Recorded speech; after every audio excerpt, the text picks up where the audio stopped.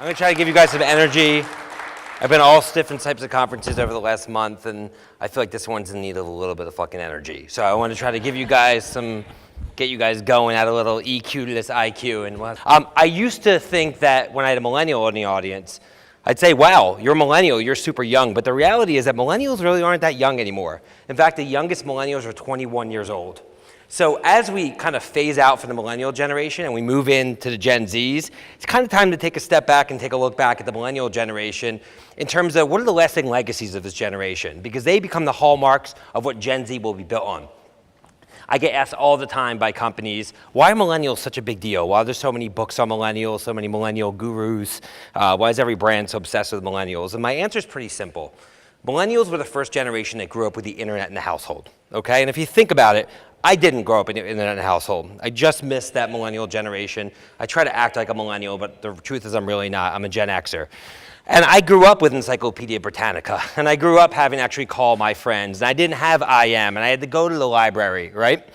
If you think about it, my brain is wired completely different than a millennial's brain. Somebody's brain who actually grew up with all these technologies. And what really fascinates me is that the C-suites of big companies right now are not filled with millennials yet. They're filled with Gen X, they're filled with boomers. Many large organizations are made up of boards of old white men, right, who aren't diverse, don't reflect the generation that they're going after. I always say I love all white men because my dad's an all white man, so if you're an all white man in the building, no disrespect. But the fact is that brands need to diversify, not just in terms of socioeconomic board bases, but also gender, obviously, and also age. Because the fact is that a lot of these companies that will become the next Circuit Cities, that will become the next Kodaks, become those things because the people who run it didn't grow up with the internet in the household. They're not trying to bring their company down, right? Blockbuster didn't try to bring their company down. The people there just didn't understand a world would ever be where you wouldn't actually go on a Friday night and pick up that DVD.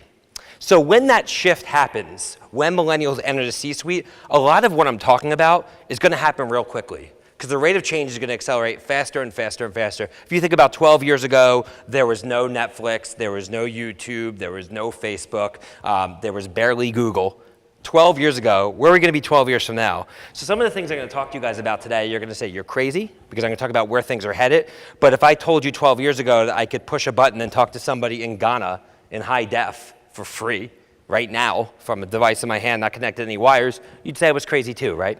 So I think the rate of change is going to accelerate so much more quickly, and it's really going to drive us all nuts, and it also creates a lot of opportunities. So if you haven't noticed by now, I talk pretty fast, which is cool. If you guys need to take notes, you need me to slow down, just go like this. My Twitter handle is @MattyB. It's on every single slide. So if you have any questions, if you have any comments, any compliments I could always use, hit me up at MattyB, and I'm going to jump into it. And today I'm here to talk about Amazon. Because to me, Amazon, I thought about market research when I flew down here from Philadelphia this morning, where I went to see my Eagles kick some butt last night, Monday Night Football. And I flew down this morning, I thought about market research in terms of what's the big change in market research. And to me, the big change is Amazon. And there's a lot of reasons why, but Amazon now means data is more important than ever before. It means knowing your customers is more important than ever before. So that's why I'm centering on Amazon, not because it's the next hot best thing, but because I think every market researcher, anybody who's in insights, anybody who's in data, needs to reverse engineer their thinking about Amazon. So as I mentioned earlier, it's been a long time since the encyclopedia. It's funny, I work on a charity called Pencil of Promise, which builds schools in underprivileged areas around the world. And I was in Laos in Southeast Asia in a town with no running water, no electricity. And I showed a young child my phone with the camera inverse so he could see his own face. And his older brother told me it was the first time he'd ever seen his face because they actually don't have mirrors there. And I'm thinking about that as a polar opposite of America, where when kids come out of their mother's womb, sometimes they don't see their mom's smiling face for the first time. They're staring at themselves in the phone.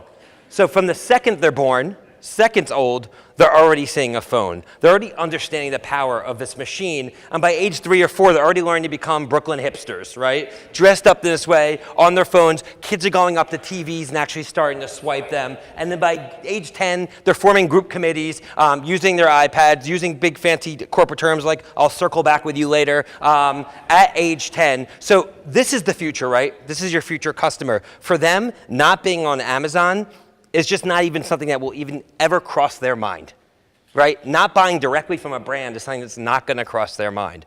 But if I ask how many companies, how many brand marketers are here even know who their customer is, because they've been selling for so long to big retailers. They've never had to figure out their customer. It's really mind-blowing. So this is the shift that we're going to talk about, and when the millennials fill the C-suite, I think you're going to see that shift really accelerate. Another thing that's a byproduct of this millennial generation is the version of the American dream has really taken a U-turn here in the United States. So when we were growing up, the version of the American dream was this beautiful house with a white picket fence, a 2-car garage, 1.7 children, right? Maybe a dog. This is the version of the American dream, and you'd graduate college, you'd meet somebody, you'd move out to suburbs, and you'd actually start a family. And that's what people thought you would do. You'd live in a cul-de-sac, you'd have a nice little SUV, maybe a Toyota Highlander, you'd bump some Shania Twain heading into the cul-de-sac, and that was the American dream, right? That's what people thought you would grow up to aspire to be. But the reality is this millennial generation, their view of the American dream has taken a U-turn. The city is now the life that they imagined for themselves. The version of New American Dream isn't the white picket fence, isn't a 2-car garage. It's actually having an apartment in the city. This generation, the millennials, Gen Z, every generation after it, is looking to be a generation that will sacrifice space and privacy for the proximity and connectivity of cities. And in doing so, it's going to change the way they look at brands, and the inverse is going to change the way that brands need to look at consumers. Another major factor that's happening in the United States is the notion of the barbell economy, which is something that I think a lot of brands need to pay better attention to. For the first time since the 20s, 0.1% of the population controls nearly 20% of the wealth. And globally, the 12 richest people control nearly 25% of the wealth around the world. So what's happening is the middle class, especially here in America, is eroding. We all know that, right? Jobs are getting offshored and outsourced. And companies that are in the middle, like the Gap, that close 40% of their stores, they're going to lose because the fact of the matter is the value side of the equation wants to buy Lee jeans at Walmart for $20, and the luxury side wants to buy Citizen brand jeans for $200. And in the world where the middle class is eroding, there's not really a lot in between. So another hallmark of this millennial generation is really the erosion of the middle class, and that brands really need to pick a side of being a luxury brand or a value brand. But if you find yourself in the middle, if you find yourself in a place where you're not Vizio for $199 flat screens, right? Or Dollar Tree, Dollar Store, Dollar General on that side, right? Or Apple, who's selling the iPhone X for $1,000. If you're not one side or the other, you're really going to find yourself, in a really hard time connecting with this generation. We talked about urbanization a lot. Another thing that really fascinates me is what's doing to the landscapes and the socioeconomic landscape of this country. This is Washington, D.C., for example. So areas in the purple are the creative class. Those are people who are going deep into an art, whether you're in advertising, you're creative, you're a writer, you're a designer, right? The middle is the service class, who's really kind of the link between the creative class and the working class. And the blue is the working class. And if you look at this, you don't really see a lot of light blue here in Washington, D.C., do you? What's happening is the working class is actually getting pushed out because real estate and prices continue to go up. As livable boundaries get pushed outwards, and millennials don't want to leave the city. And what happens is the notion of the inner city blue-collar worker is now actually moving to the suburbs, which is really, when we grew up, it was, the rough inner city. Now that inner city is actually pushing the suburbs. It just shows you how the priorities have changed for this generation, and they're really staying in cities. And since they're staying in cities, it's pushing the working class out, which changes the whole value side of the equation in terms of, so maybe malls will survive, maybe the value side will survive, maybe it makes sense that Walmart and Costco are out there because the reality is that the working class is being pushed out to the suburbs anyway. Urbanization has forever marginalized retail. So you talk about home growth and the trends that we're talking about in terms of millennials wanting to stay in cities is shown in this graph how the growth in urban areas is now for the first time really starting to pace and create distance between the growth in suburban areas, right? It was inverse 10, 15 years ago. Now you're actually seeing it driving. Another thing driving it is there's a very strong strength of the Chinese currency against the dollar, so you're getting a ton of overseas investments as well. That's propping up real estate prices. So you probably ask me, why am I talking about real estate, right? We're in a market research conference. But there's a reason why we're talking about market real estate, and how it actually impacts this industry, which is, as prices go up on Main Street, retailers can no longer afford to stay in business. As millennials stay in cities, retailers can no longer stay in business. And retailers mean everything for most brands because that used to be their channel, right? What percentage of brands really have gone direct? If you look at the Fortune 500, the most prolific brands, so many of them sold through these very retailers that are going out of business because of the urbanization trend. And now the new version of the American dream is people living in 1,200 or maybe 800 square foot studios, which cost $3,000 a month in New York or San Francisco. And when they have these apartments, They actually no longer even have the space to go to Target and fill up their shopping carts with tons and tons of stuff. Yes, doorman buildings are stacking up Amazon boxes as high as the doorman can see right now, but the reality is that although these boxes might look like they're shopping just as much as they used to, the boxes actually usually only have like 1 or 2 products in it, right? One of those huge boxes might only have a toothbrush in it. So consumers are not buying as much anymore, and again, they don't have space to house as much stuff. They don't have the big car to throw their stuff in from Target. They don't have the tons of space in homes. Because of it, they're actually buying less stuff. They're being more choiceful, and they are choosing Amazon. V-commerce, which actually, I don't know if it's an industry term yet, but if not, I kind of want to patent it, which is voice commerce. I think it's going to further pressurize brand equities. So obviously, we all know more and more consumers are ordering from mobile devices. We all know more and more consumers are buying via e-commerce. But one thing that's really going to accelerate quicker than anybody else in this room probably thinks is the growth of consumers buying products over voice-based devices. How many people in the room have an Amazon Echo device in their home? Okay, so for those of you who don't, if I can give you one takeaway from this, one piece of homework, spend $50, buy an Amazon Echo Dot, and bring it back to your house. And actually try out all the different skills and things it can do, and it has over 10,000 skills. The way that you actually interact with it, the way that over time maybe your kids will start to interact with it intuitively, and you're actually gonna start to see why Amazon through Alexa, and why Google through Home, and why Microsoft through Cortana, and why Apple through Siri are investing billions and trillions of dollars literally in voice technology. Because in the end of the day, anything that saves consumers time, where they can actually order from sitting on their couch without actually having to get up and actually type into a keyboard, they'll gravitate towards, because time is the one thing we can't create more of. And what's really fascinating about an Amazon Alexa device is if you say, Alexa, buy batteries, Amazon Alexa will say, I will get you Amazon basic batteries. And if you say, no, Amazon, I want Duracell batteries, Alexa will say, I will sell you Amazon basic batteries. See, what Alexa is doing, what Jeff Bezos is doing, is they're making a bet that the ease and ubiquity of Alexa will outpace the value of billions of dollars of brand equity in a brand like Duracell. And it's batteries today, and it's toothbrushes and toothpaste tomorrow, and they'll start in the low involvement categories, and they're actually gonna work their way up. Because Amazon knows the form factor of buying is more important than the brand of buying. Right? And in the world where experiences are a new social currency, not brands, I believe that actually brands matter less than ever before, or will for this generation. And I think Amazon's proving it. They're putting their money where their mouth is. They're going to start to, imagine Walmart not selling, now Walmart has private label, but they certainly sell Duracell and Energizer batteries, right?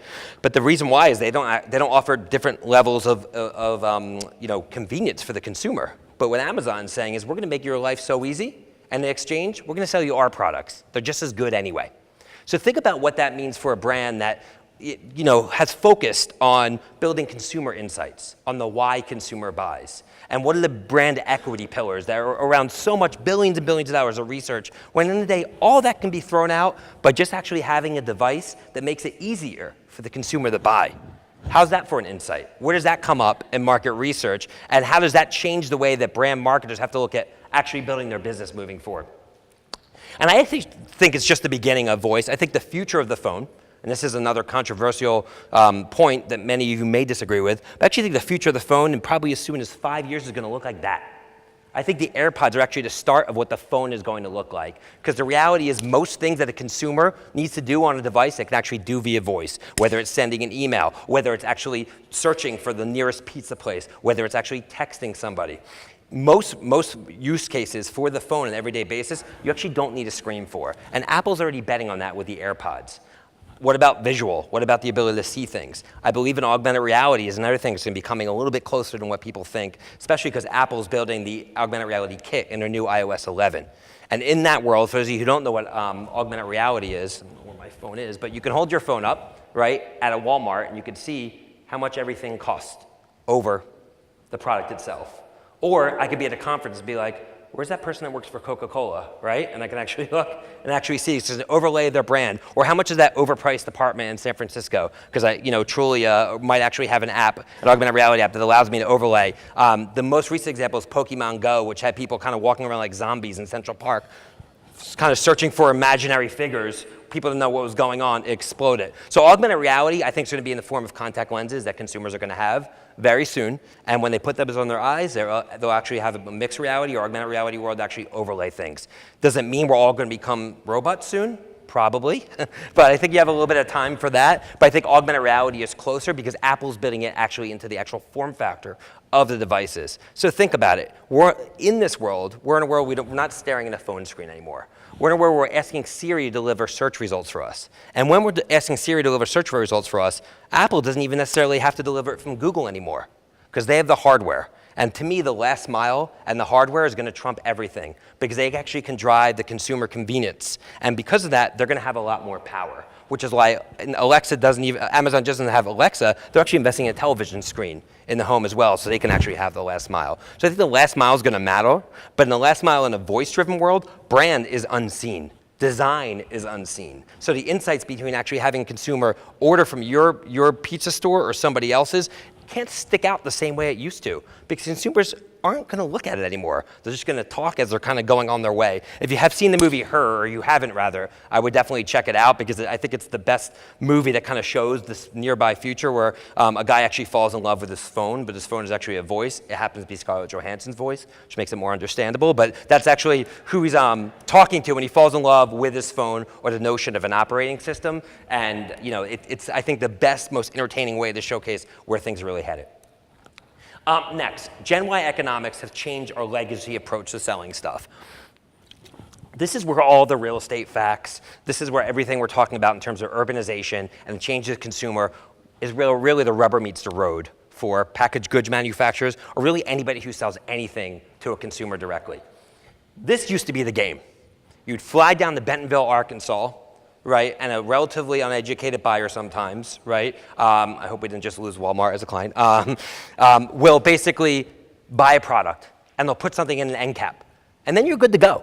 You'll leave and you know you're gonna have a good year because that's where consumers shopped. And you go to Minneapolis and you do the same thing at Target, right? You go to retailer after retailer, and as long as the retail buyer who had their own set of data, which a lot of times the merchants didn't have access to, would buy it, your product would actually move, and it would move and move. But there's a couple things happening. A, as we talked about, this new generation, they're not buying at Target and Walmart as much anymore. They don't have the cars to drive to the places, to throw the stuff in the back of the car and drive into the, and unpack. That world's kind of over with. And another change is the retailers themselves are starting to see it, and they're really stepping on the gas of private label.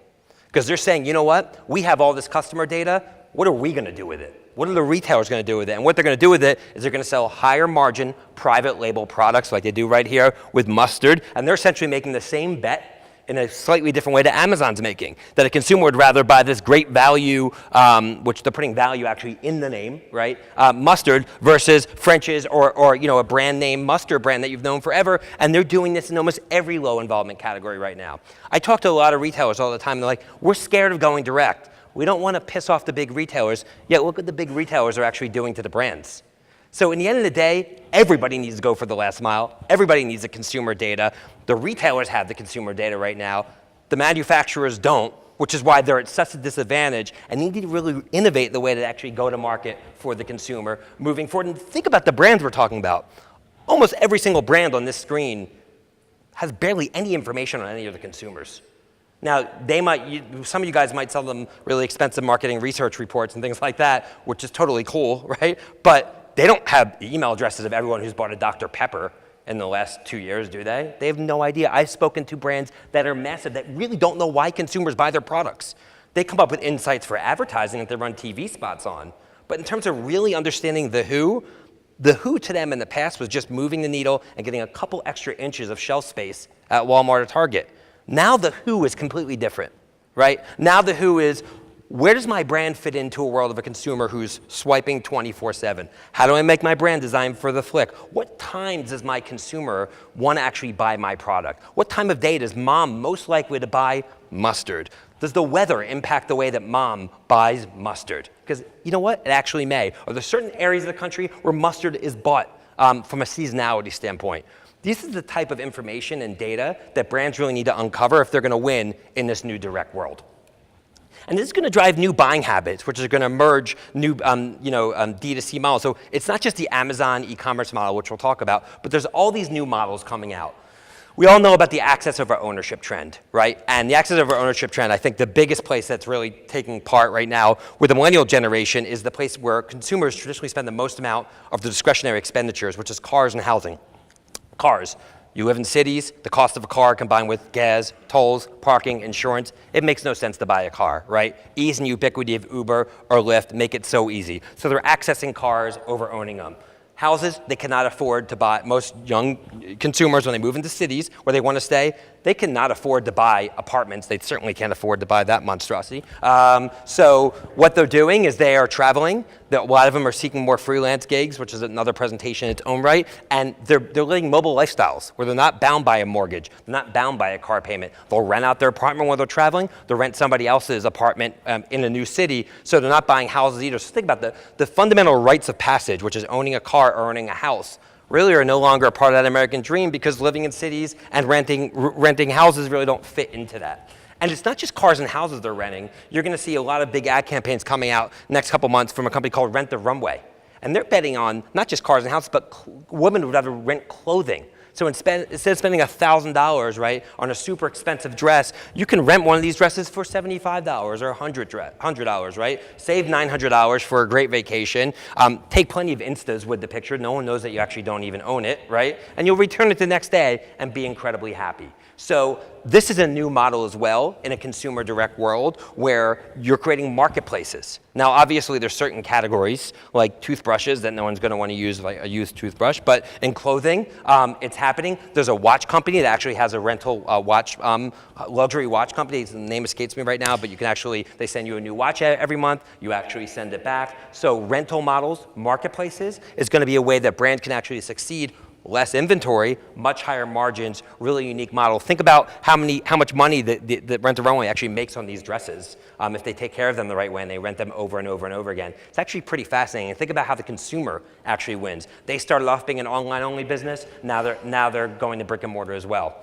The Uberification of service industries is another thing reason how businesses are going to change. I think services is a great way in for a lot of big brands. So this is Glam Squad. You guys hear of Glam Squad? So Glam Squad is, think about how expensive it now is on Main Street for a salon to do hair and makeup and give women blowouts and things like that. Glam Squad, you hit a button, you have a team of stylists come to your apartment, a bunch of ladies want to go out for a night out, Glam Squad actually comes and does it for you. Glam Squad wins because they don't have to pay expensive Main Street real estate costs, right? And then the consumer wins because they actually don't even have to leave their house. Again, convenience, convenience, convenience. There's Handy, where you can hit a button and actually have a cleaning service come in. There's Zeal, where you can hit a button and actually get massages in the home.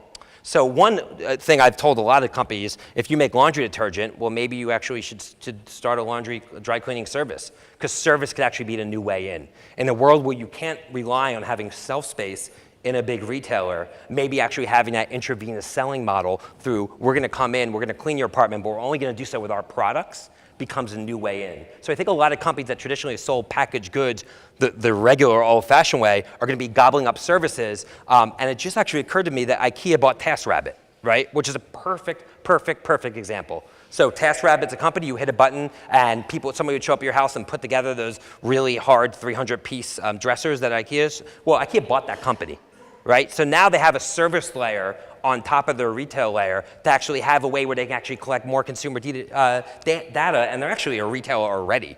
But that's actually a great example of that happening, which just occurred to me. I think there's a big opportunity for packaged goods companies to get into the hardware game as well. So I brought up laundry detergent, right? If I were a company that sold laundry detergent, I would actually get in the hardware game, because I mentioned earlier, the same way that Apple has leverage with having the iPhone in people's hands, same way Alexa does, where having the Amazon does with the Alexa in people's houses. I think a company that makes detergent should focus on the big real estate developers in cities and say, you know what? We are going to give away our dishwashing machine, our laundry machine for free. We're going to install it in your house. We're going to make it smaller so it fits in a drawer or small space built for apartments, but it's going to be a connected device, and every time it runs out, it'll actually notify us, and we'll deliver the product, right? It's a Gillette model. Give away the razors for free, the razors free, and sell the blades at a high margin. This is a way in, because people are renting apartments. If this is the washing machine, you know, that's an anti-Amazon strategy, right? There's got to be data behind that. I would make it look super cool. It's actually the first iPod, which I don't know how that made its way into my presentation, but super interesting. Getting into the hardware space, think about the different applications for that, right? Giving that away for free, making it easy, having it be the data-driven. I think the smart home is coming very quickly, and this is a great application. This intravenous selling model, this is called the Amazon Dash, I think it's called, and you actually hit a button, and you can get this in any brand you want. Every time you hit the button, it sends a new one to you automatically. So convenience, you don't have to even pick up anything. Great place for Tide to have this on the washing machine. It'd be even better if it was actually built in to the washing machine and if it was their washing machine, right? But I think a lot of brands are gonna try to figure out how can I actually get buttons in people's homes, services to people's homes. A lot different than actually having to drive them to your site or sell directly in a world where Amazon's gonna try to sell Amazon Basics laundry detergent. And unless Tide does this, Amazon Basics is gonna kill them, period, right? Unless P&G and J&J and SC Johnson, all these companies figure out ways to get in the services or get in the hardware versus relying on the power of their brand, which consumers care less and less about, Amazon is going to kill them. So that's really what it comes down to. So it's not about waving the white flag. It's not, and the problem is, again, you have non-millennials in the C-suite, and if I try going to the CEO of a big packaged goods company and telling them that they should manufacture washing machines, right? Good luck with that. But that's kind of how they have to think about themselves, right? But IKEA knew that they should buy TaskRabbit. So companies do know that that's the case. Artificial intelligence, machine learning, that stuff, to be honest with you, it's way above my pay grade. I don't know what half that shit means. But what I do know it means is that the dishwasher does know when you run out of detergent, right? Amazon one day will know what you want before you know it. Netflix already knows what you want to watch. Facebook knows every single thing you talk about, whether you whisper it as quietly as possible, they just know, right? I don't know how that happens. But in a world where Amazon knows, I think the way that Amazon's going to start to use artificial intelligence is, right now they get about $1,500 from every Prime shopper in wealthy urban areas. They're going to try to move that number up to $5,000, $6,000, $7,000 a month. And the way they're going to do that is by shipping you stuff before you've actually even bought it. Because they're going to see trends of consumers. You're buying these diapers every 6 weeks, and they're just going to send it to you. And if not, they'll ship you a box back. And it's going to be easier and easier. They bought Whole Foods, so now they have a tremendous refrigerated warehouse distribution network in well-lit urban areas across the country, which is a byproduct of an incredible acquisition that they made. That's how they're going to make it easier. That's what artificial intelligence means. I read this morning that Uber paid this AI specialist, they got it like a LeBron James contract, like $100 million or something to join. There's only like 1,000 people that really understand artificial intelligence. But think about how it can pay off, because if the machines know and they send it to you and actually gets good enough, think about how much time that actually changed consumers. Tomorrow's brands will be built direct and not built at all. So the new brands are not going to be built through retail, right? The new electronics brand isn't going to be built through Best Buy. The new packaged goods brand is not going to be built through Walmart, right? It's just not going to happen. The new fly fishing company is not going to be built through Dick's Sporting Goods, right? They're going to have to build direct brands. And some brands have been very successful at building these direct models. Warby Parker has been very successful. Eyewear company took on an 800-pound gorilla in Luxottica.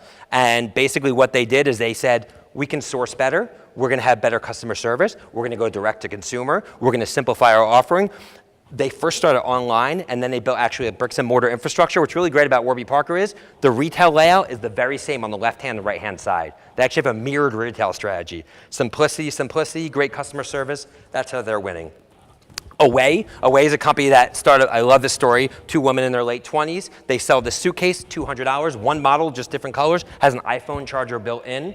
Direct brand, not selling through big department stores. I had one and actually broke. They sent me one before I sent them the other one back, right? These are ways that new companies are understanding what really matters to the consumer. Simplicity, great customer service, protecting the brand, not allowing it to end up in some discount rack at some big box retailer. They're really controlling the brand at all costs. A lot of small businesses now can go direct to consumers very easily through Shopify, which is absolutely exploding for the middle to lower market. For those of you who don't know what Shopify is essentially a plug-and-play platform where you can upload a logo, have an e-commerce site running overnight, it tags in with Amazon, and you're actually off to the races. You can outsource fulfillment. A lot of companies aren't going direct now. Even the biggest brands in the world think it's like they have to hire Accenture or some very expensive consulting company to go e-commerce. And I would just say set up a Shopify site, right? Sell Coca-Cola over Shopify. because it's just as good. And now you can go direct. The issue with Amazon that I'm surprised not more has been made out of is when you sell over Amazon, you don't have customer data. Amazon does not allow you to capture the customer data. You have addresses, but they don't allow you to capture the email addresses. As Amazon catches you taking customer data that you sell over Amazon and marketing it differently, they're gonna slap you on the wrist first time and kick you off of Amazon the second time. So brands have a couple of tough decisions to make. Number one, are you gonna stop being scared of retailers and go direct? Are you gonna make that decision? And number two, are you gonna go through Amazon or are you gonna go through a Shopify type platform? The positive to Amazon, one click, Prime, easy. Downside, you never really will be in control. But companies like Nike have seeded and they're actually creating brand pages. You go direct, like Warby Parker or Away, you have to build a powerful brand. You have to actually drive them to you, but if you do, you have the customer data. And I can tell you, those companies that are succeeding, they know me, and they know customers like me, and they're able to market to me extremely effectively. Other companies are betting that the brand won't even matter at all. There's a company called Brandless. They raised $50 million recently. And the whole notion they're betting on is consumers don't care about brands. Amazon's right. We're going to sell every low involvement category product for $3 each. We're going to have the best possible ingredients, and we're not going to put a brand on anything. Consumers would rather buy this maple syrup, called maple syrup, than Aunt Jemima if it's $3 and has better ingredients, because the brand actually doesn't matter, right? And no one's showcasing their bling bling Aunt Jemima bottle, right, when they're going out at night. So consumers don't even really care about those brands. It doesn't build their own personal social currency. So it's going to be interesting to see how companies like this actually go. And then lastly, all media is going to soon become addressable. So while it's important that you're a direct marketer in an Amazon-driven world and on a Facebook-driven world, that's going to one day connect with the television. Because the most fascinating thing about both Apple and Amazon announcing that they're actually making TVs is for the first time, very soon, the TV and the computer are going to become one. Because kids do not know what NBC or ABC or CBS even is. No idea. Ask a 12-year-old what ABC is, and they're going to say the alphabet. They don't know what a TV network is. If you work for a TV network, sorry, it's the truth. The other thing that's true is that young kids go up to TVs and they try to swipe them because they think you should be able to swipe a TV. And a TV very soon is going to become a giant iPad hanging on your wall. And when the TV is a giant iPad hanging on your wall, you're going to be in a logged-in Facebook addressable state, which means that Joe's Pizza is going to be able to advertise during the Super Bowl to people within 1 mile of their Duluth, Minnesota location, right? Or the NFL is going to be able to advertise towards women, because the women actually, it's the most live watched program on TV is the NFL amongst women, but every ad for GMC and Budweiser, right? Well, now if a woman actually watches an NFL game, she can be targeted with an ad that's focused towards her because TV is going to become addressable. So the data you collect on your consumer is not just going to impact you in terms of how you build your product and relationships with them, it's going to allow you to target them not just on social, but actually on TV itself. And while the Apple TV interface is like this today, tomorrow it's going to look like this. The networks are going to go away, and the new networks are going to be people, because while young kids don't know what ABC is, they sure know what a 12-year-old YouTuber is who you guys have never heard of before. Right? And those are the people who actually have the new networks. The live sports obviously isn't going anywhere, and the shows themselves. This is a new future of TV. I have a whole nother presentation called Instagram Killed the Television Star that goes deep in this, but super cool. So wrapping up, what are the implications of the future of market research for this? Number one, you need to know your customer, and too many brands don't. And you need to start somewhere. And what does that mean? Well, if you still are relying on the big retailers, find ways to collect email addresses, run sweepstakes. So many companies do it, and then they just don't even care about the data anymore. At one point, big brands actually thought, oh, we'll just build the big Facebook audience, right? So Hyundai, I remember one year, they had about 10 million Facebook fans, and they ran a Super Bowl spot. And the call to action was, not go to Hyundai.com, go to Facebook.com/Hyundai, thinking they'd build an audience that would be theirs. And then 2 years later, Facebook's like, guess what? If you want to reach that audience, we're going to need to get paid. Right? So it wasn't even actually their audience whatsoever. So that's how brands short-term thought they were building their modern-day CRM. But it's really about good old-fashioned starting to collect the data. Because on platforms like Facebook, you can upload email addresses and target consumers. So emails are actually gold, because it's still a great universal identifier. But any type of information you get on the consumer, as you go to a direct model, will happen. And ultimately, it's about understanding how these 4 companies work, because these 4 companies are controlling the future of commerce. There's a book by a really great writer named Scott Galloway, and he just came out with it. It's called The Four. And he talks about these 4 companies. And he talks about them in the context of basic human needs. So he calls Google God, because people ask Google something that they would never ask anybody else. Do I have cancer? Does he love me, right? What's the meaning of life? People ask crazy esoteric shit on Google, and they also ask very everyday things. We all have the need for a higher power to answer something, and Google has filled that role in our lives. He calls Apple sex, because Apple has always been about fashion over function. For the same reason my brand new Apple can't even plug in any of these projectors here, but I like it because it looks cool, right? And he makes the point that the lower people make decisions from their head down to their torso, the higher the margins go, right? Because you're not actually thinking with the right part of your body. And Apple actually is the ultimate genetic status symbol. It's a sign of wealth, right? It's a sign of actually attracting people. Facebook is love. Because the fact is that when young girls put posts up on Instagram, they actually refresh with the fervor of a Fortune 500 company to see how many likes they get to get self-validation, which is a terrible thing. But it's really where the world is headed. And unfortunately, it's going to grow even further, which puts a lot of pressure on parents to educate their kids. But in a lot of ways, Facebook is love and Apple is consumption. Amazon's consumption. Back to the days, the Roman era, where people were feeding themselves grapes, the big kings, right? Get as much as you can. Amazon makes it so easy to buy, and that thrill of buying stuff is there. This is the new world. And if you have data, you can market via search and YouTube on Google. You can market via people's mobile devices via Apple. You can hit them on the constant feed of Facebook and Instagram via Facebook, and you'll be able to understand who your consumer is on Amazon. The wealth disparity we talk about, the barbell economy, the people, your children if you have any, that can touch this ecosystem, work for these companies, be in their ecosystem in some way, shape, or form, they're going to be the winners. The ones who don't understand this are going to be on the outside. To me, it is that black and white. And it doesn't mean these companies are going to be around forever.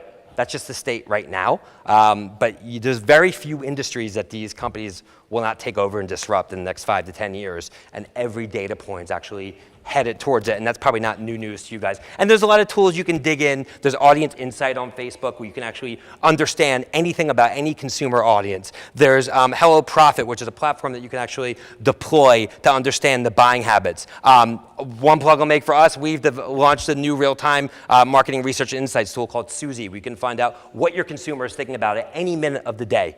Any question you want during the same meeting, you can get feedback back. Because to me, after being in this business for so long, running an agency for 15 years, the one thing I saw is that so many decisions are made on hunches and guesswork, and now no assumption should be left untested, and every single idea or thought or initiative should have data behind it. So that's what we're building at CrowdTap for Suzy. So that's all I have for you guys today. I don't think we have time for Q&A because they're kind of violently pushing me off stage. So if you guys have questions, I'll hang around here for a couple minutes. You can hit me up on Twitter. You guys have been a great audience. Thanks so much.